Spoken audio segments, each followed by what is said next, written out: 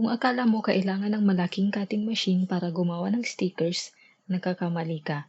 Gagawa tayo ng sticker sheets, easy peel stickers at die-cut stickers gamit ang Cricut Joy 2. Kahit maliit lang ang budget mo, kayang-kaya mo itong. Kahit maliit ang machine na ito, kayang gumawa ng professional looking stickers kapag tama ang materials at setup. Matututunan mo ngayon kung paano gumawa ng sticker sheets, easy peel stickers, at die-cut stickers. Pag-usapan muna natin kung anong materials ang dapat gamitin para sa Cricut Joy 2 print and cut stickers. Una ay ang sticker paper. Sa paggawa ng stickers, pwede kang gumamit ng sticker paper tulad nitong gamit ko.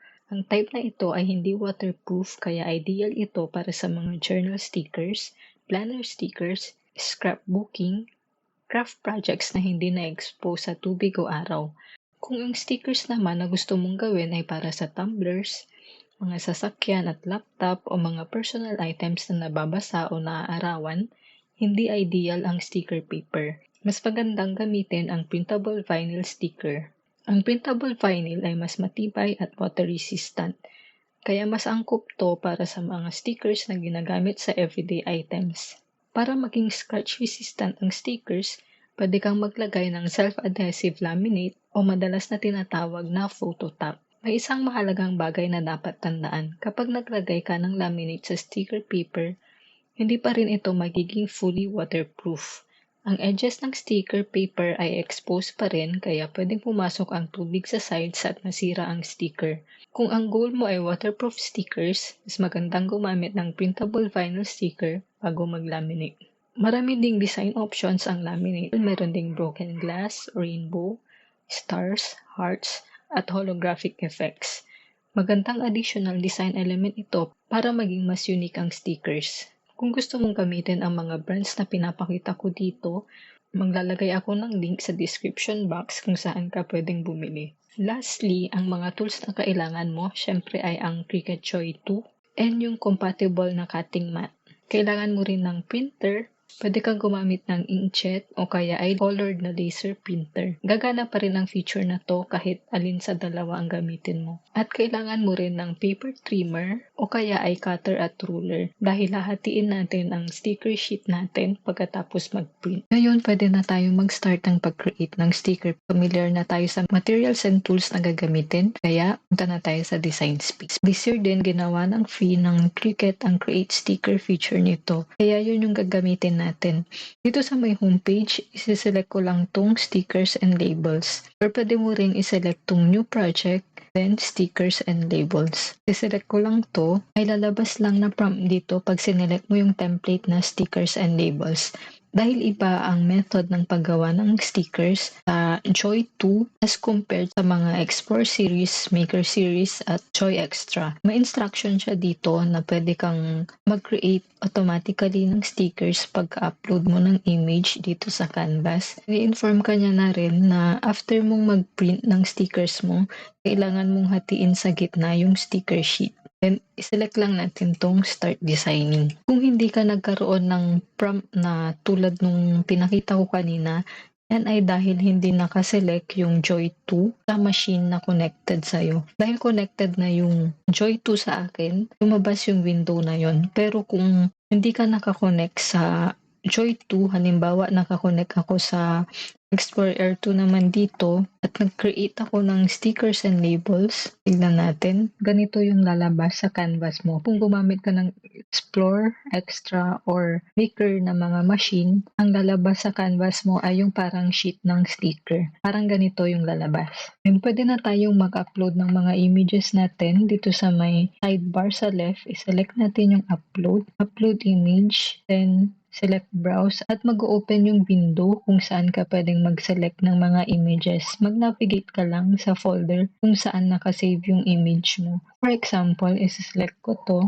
click open, then click continue. And dito mo makikita yung preview ng image mo. Pwede mong i-click to para makita mo yung outline ng image. And pwede ka ring mag-delete dito kung may gusto kang burahin. Pero dahil deleted na yung background ng image ko, wala na akong buburahin dito. I-apply and continue ko lang and isi-select ko tong flat graphic dahil gagamit tayo ng print and cut.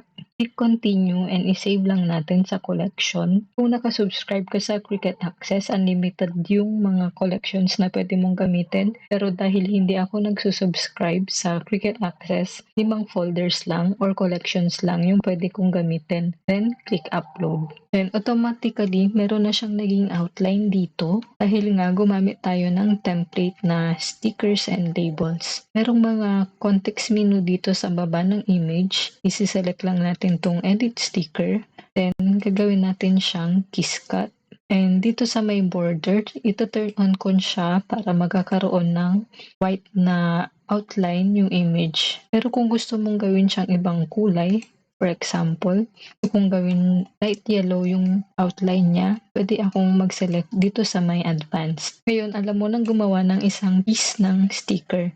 Pero kung gagawa ka ng sticker sheet, limited lang sa size na 3 inches by 7.3 inches yung printable area mo. Para malaman natin kung gaano kalaki yung pwede natin gawing stickers, para ma-maximize natin yung print area, gagawa tayo ng guide. Select lang ako dito sa shape ng square. By default, 2 inches by 2 inches yung size niya and may additional siyang 0.3 para sa offset nito. Pero hindi tayo gagamit ng offset sa backing sheet. I-select lang natin to. Dahil backing sheet ito, hindi natin kailangan tong outline dito sa labas. Gagawin lang natin itong die cut sticker and i-turn off natin yung border and tanggalin din natin yung isipil edge. Then resize natin to ng 3 inches tulad ng sinabi ko kanina na maximum width and 7.3 na maximum length. Then, ito sa may layers, i-open ko yung layers, then ilalagay ko lang to sa baba at i-rename kong packing sheet. And dahil black ito, gusto kong gawin siyang na pattern yung design dito sa color. I-select ko yung pattern and hahanap lang ako ng magandang pattern dito. Maraming preset na patterns ang design space pero pwede ka ring mag-upload. Pero maghanap muna tayo ng magandang pattern na available dito sa design space mismo. Then pwede mong i-edit yung pattern, pwede mong paliitin or palakihin. Then pwede mo rin remove to the left or right, then up and down. Kikita mo dito sa preview kung anong magiging itsura niya based sa parameters na ginawa mo. Then, click close ko na to. Yan, kung makikita nyo, yung in-upload kong sticker kanina, masyadong malaki. Kaya i-resize ko lang yan. Pero gagawin ko siyang 1.5 inch yung height. And paliliitin ko lang yung outline niya. Ito sa may thickness, gagawin kong thin. And dadagdagan ko lang ng additional na mga images na na-upload ko na previously ito sa may upload. Then, i-select lang natin yung mga images na gusto nating idagdag sa sticker sheet. Para mag-select ng multiple na images, click mo lang sa keyboard yung shift habang sineselect mo yung mga images. Then, add to canvas. Dito sa layers panel, isi-select ko rin sila lahat. Naka-press yung shift sa keyboard para makaselect ng multiple elements. Then, i-move aside ko lang. Then, click edit. Then, i-align ko center lahat ng images. Then, i-scale down ko lang. Ganun din sa ginawa ko kanina. Dito sa may sticker, gagawin kong thin lang yung outline. Then, ilagay ko dito sa may backing sheet na ginawa ko. And pwede rin akong mag-add ng text. Maglalagay ako ng flowers dito. Magsiselect ako ng font dito sa may system. And dito sa may edit, pwede kong palitan yung size niya. Then, ito turn off ko lang din itong border. At mag-create ako ng rectangle. Turn off din natin to. And gawin natin 3 din. And 1.5 inch. And dito sa stickers, turn on natin tong cut interior shapes.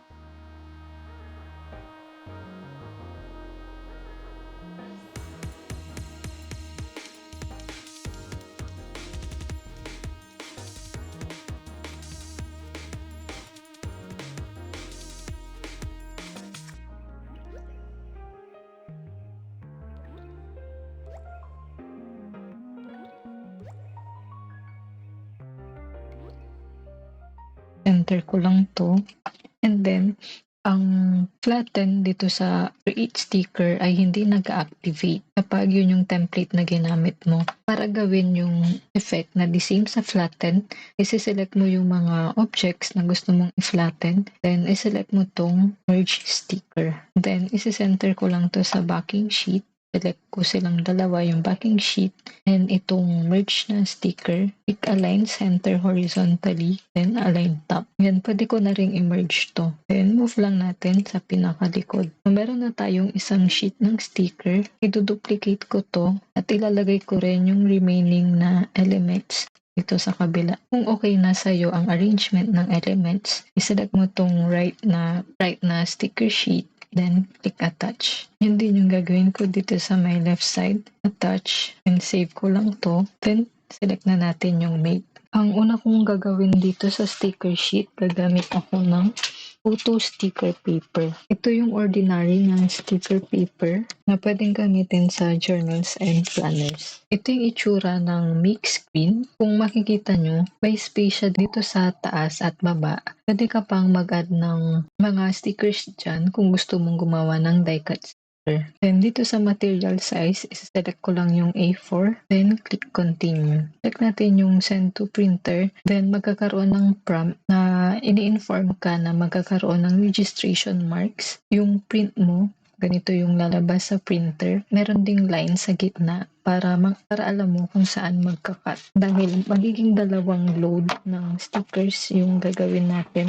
Ito sa Cricut Joy 2. Click next. And always kung tinuturn on yung add bleed, dahil mas madalas na kailangan ko ng bleed, then click print. I-change ko lang yung preferences ng printer ko based sa material na gagamitin. And always check na yung size ng document mo ay the same sa actual size ng paper na gagamitin mo, and dapat naka 100% yung output niya. Then click OK.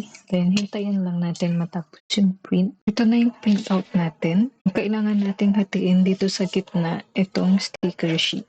Ang sequence ng pag-cut nito ay naka-indicate dito. Ito yung unang magka-cut, itong 1, and susunod yung 2. Ito-trim ko lang sa gitna itong sticker sheet gamit itong paper trimmer na kasama din sa essential bundle ng Cricut Joy 2.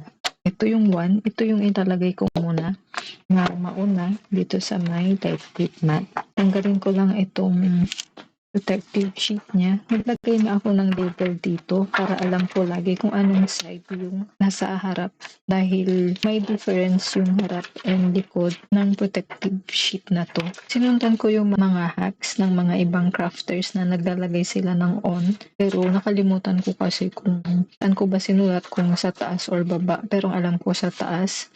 Pag ilalagay ko naman siya doon, no naman yung nakalagay. Kaya hindi ko alam kung tama ba to or mali. Kasi pag baliktad yung pagkakalagay mo, no daw yung mababasa mo. Kaso pag binaliktad mo, no naman yan. Kaya nasa tamang side siya. Kaya nilagyan ko na lang ng label na let's flip mat ito para laging tama yung side na binabalik ko sa cutting mat. Nalapat ko lang to dito sa light grip mat. Itong corner ng sticker sheet dapat nakatapat din dito sa corner ng grid line. Dahil bago pa to, sticky pa tong mat ko, pero kung used na or madalas nang nagagamit yung cutting mat, pwede kang gumamit ng brayer para ma-stick down yung material mo sa cutting mat. Then, balik tayo sa design space. Click ko lang yung done. And isi-select ko lang itong printable sticker. Then, gagawin kong less yung pressure ng kiss cut sticker. And default naman yung die cut. Nakikita nyo to, sensor ito ng cutting mat. Kapag nilagay ko na yung cutting mat, automatic na siyang maglo-load. Tignan natin. Then, mag-start na yan na magbasa ng registration mo. Mabilis lang ito compared doon sa older versions ng Cricut. Ang gagawin nito ay yung kiss cut. Then, after yung kiss cut naman ay yung die cut. Hindi ko i-slow down itong unang load natin ng stickers para makita nyo kung gaano siya kabilis na mag-cut. Pwede mo rin i-skip to. Maglalagay naman ako ng chapters dito sa video para pwede kang mag-proceed na sa susunod na gagawin natin or sa susunod na step.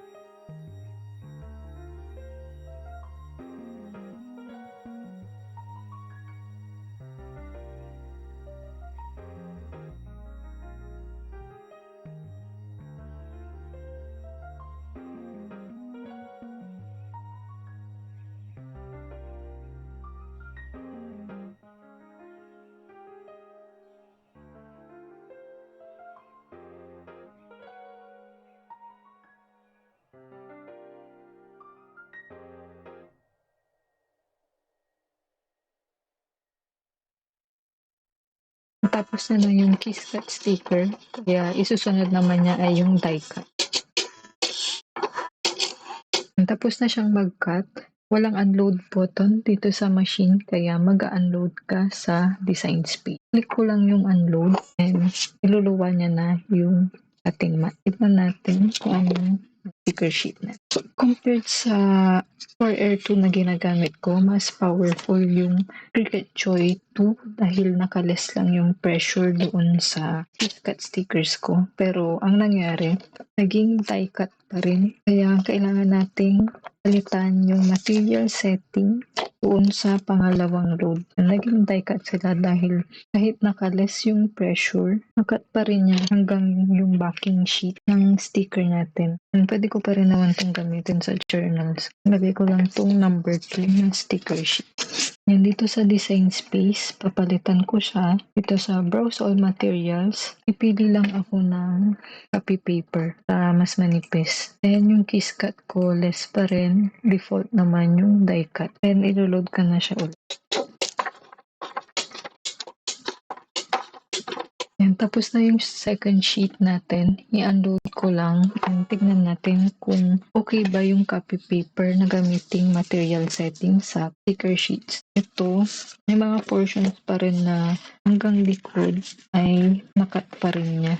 Ganun ka-powerful itong Cricut Joy 2. Pero syempre, depende na rin sa kapal ng material mo kung ano yung magiging setting na tama para makagawa ka ng perfect na sticker sheets.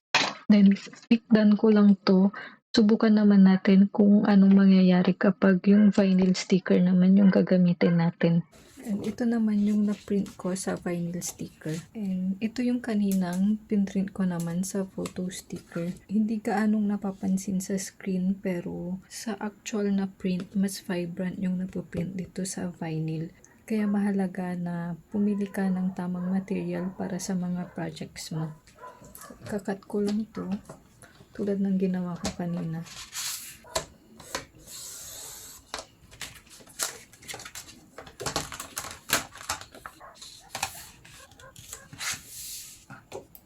Select ko lang tong printable vinyl na material. Then, i-default ko yung pressure both sa kiss cut and die cut stickers.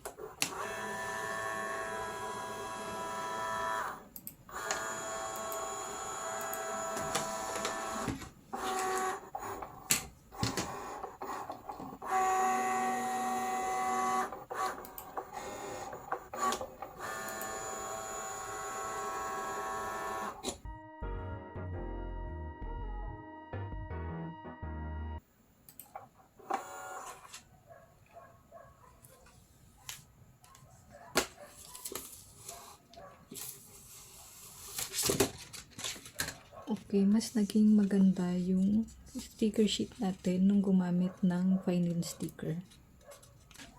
Load ko lang din yung pangalawa, yung nasa right side.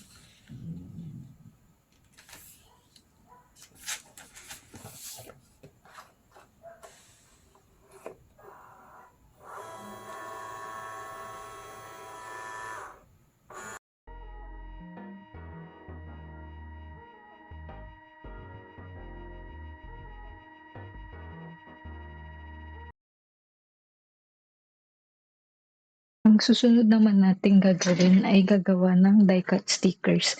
Same elements lang yung gagamitin ko. Duplicate ko lang to at tatanggalin ko yung backing sheet. Tanggalin ko yung backing sheet dito sa may layers. Didetach ko muna and delete natin to. And itong dalawa, i-hide ko muna sila. And gagawin kong 2.5 naman yung isang side ng lahat ng stickers. 5 to. And gagawin ko lang 3 yung isa dito. Hindi na ako mag-attach dito. I-convert ko muna ito into die-cut sticker. And gagawa tayo ng easy peel edge dun sa iba. And yung iba naman ay simple lang na die-cut sticker. And clickmate natin to. Tignan natin kung ilan yung magkakasya sa isang sheet ng papel. Itong pangatlo, i-hide ko na lang dahil sumobra na at hindi na talaga siya mapagkasya. Itong die-cut sticker naman, ipiprint ko gamit itong printable vinyl na kasama doon sa essential bundle ng Joy 2 at lalagyan ko rin ng photo top or laminate na may 3D effect. Tignan natin kung anong settings yung pwede natin gamitin. For now, ipoprint ko muna to. I-continue, then send to printer. Ito naman yung printed sa Cricut na printable vinyl. Lalagyan ko lang siya ng photo top tulad ng sinabi ko kanina na may 3D effect na design. So, trim ko lang itong dulo niya dahil masyadong mahaba.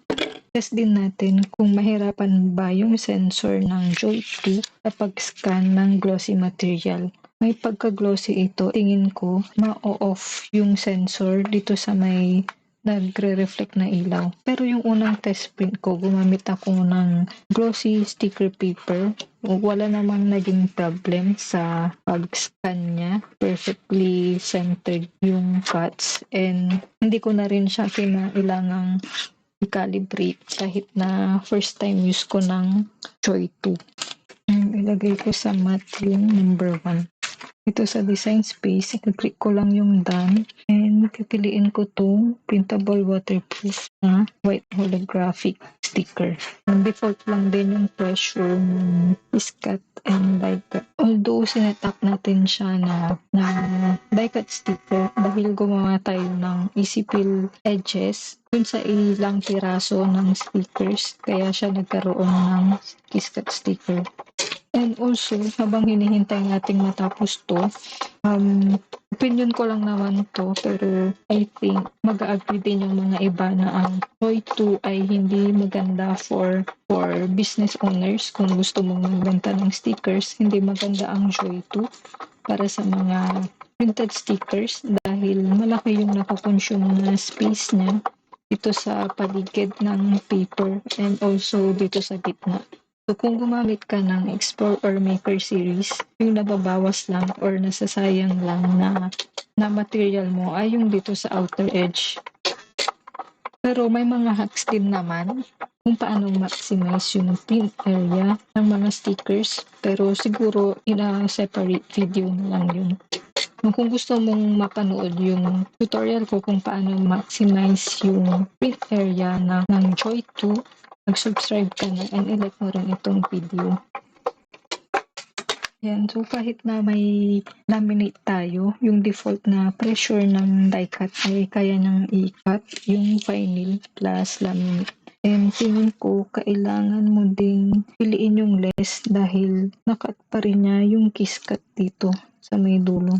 Instead na magiging easy peel siya, parang die cut sticker lang din yung nangyari. Doon sa left side, subukan natin gamitin yung less na pressure sa iskat naman.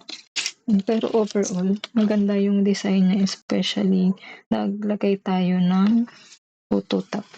Also, nasabi ko rin kanina na powerful nga itong Joy 2 Tignan nyo, nabutas niya na yung mat. Hindi ko alam kung nakikita nyo pero ayan o. Napunit niya na yung mat dito sa die cut kanina. Okay. So, punta tayo sa next. Gawin nating less parehas yung pressure. Yun nga pala. Dahil gumamit tayo ng laminate, naging glossy yung material. Hindi naman nagkaroon ng problema yung Joy 2 sa scanning ng registration marks. Yun yung advantage niya over sa mga older models ng Cricut dahil for example yung Explore 2 na ginagamit ko, lagi akong nag-a-apply ng white crayon sa registration marks para hindi malito yung sensor sa pag-scan. Marami namang hacks na pwedeng gamitin pag nagka-cut ka ng glossy materials pero yun talaga yung 100% na effective para sa Explorer 2 na ginagamit ko. And I believe sa mga newer versions ng Explore and Maker, hindi na rin sila nagkaka-problema sa scan ng registration marks ng glossy materials. Mas advanced na rin kasi yung technology na ginagamit nila doon sa mga ganong models. Ito naman yung less pressure, yung kiss cut and die cut stickers.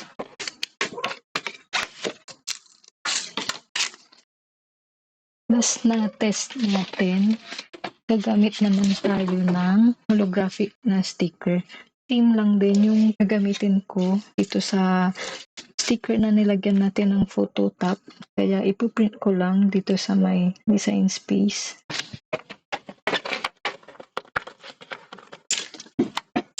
Ito naman yung na-print dito sa holographic na sticker.